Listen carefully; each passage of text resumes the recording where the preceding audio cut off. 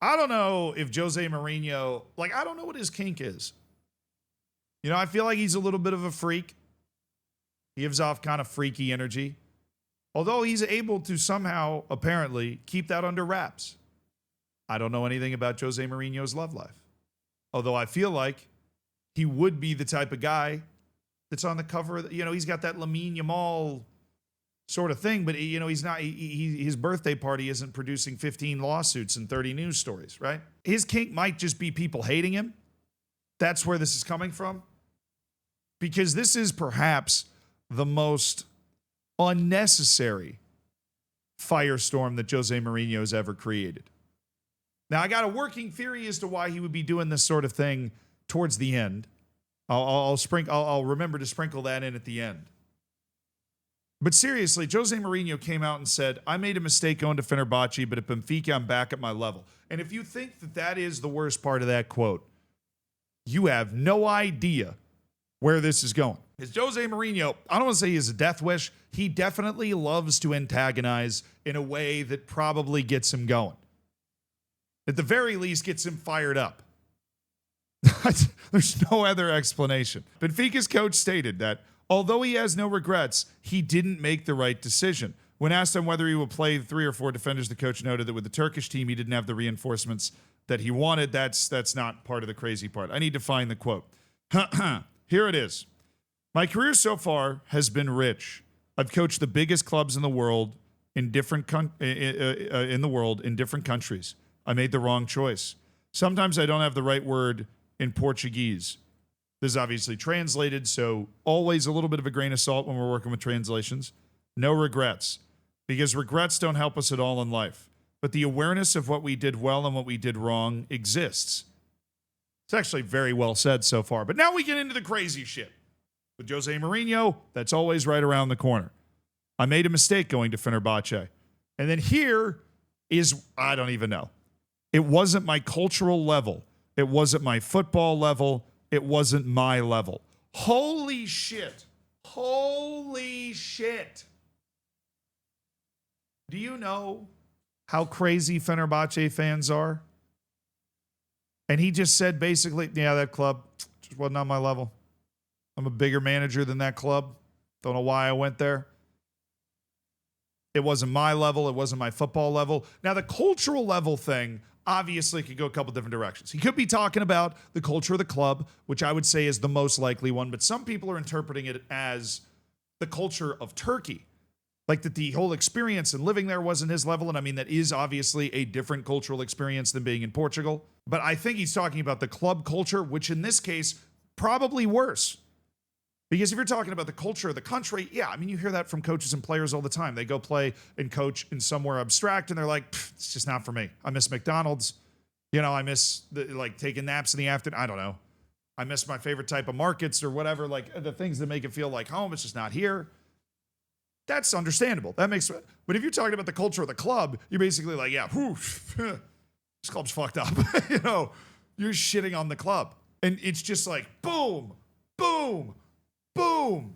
But the first time I read this, I couldn't believe it. I thought there was going to be something that offered more context to what he was saying, or that it was some sort of horrific mistranslation.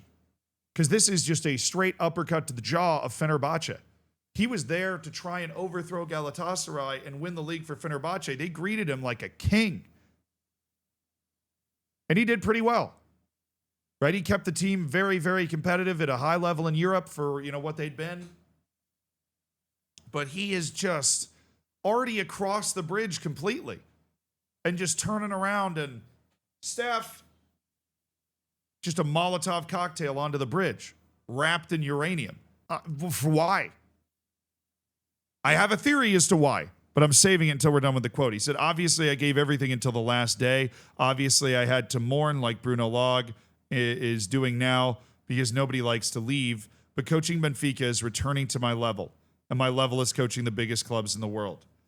Now, he went on to criticize Fenerbahce, where he said he never had many options in terms of squad, and recalled the praise he gave the Eagles during the Champions League third qualifying when the Portuguese and Turkish clubs faced each other. In my previous club, things were easy. I wanted to play with 4 players, but the club signed 5 players the day after I left. While I was there, it was impossible to play with 4 defenders, and the team had 7 central defenders and only 1 winger. I adapt very well to what's available. I praise Benfica's squad and will do so again.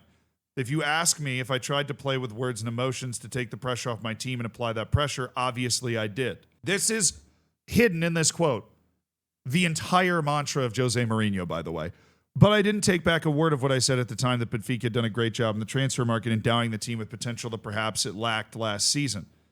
As I said yesterday, I'm better, but I'm not exactly a great example of fair play. When I lose, I bite my fingers. It wasn't very easy for me to congratulate Benfica. Bruno Leg, Benfica deserved all that. I recognized what happened.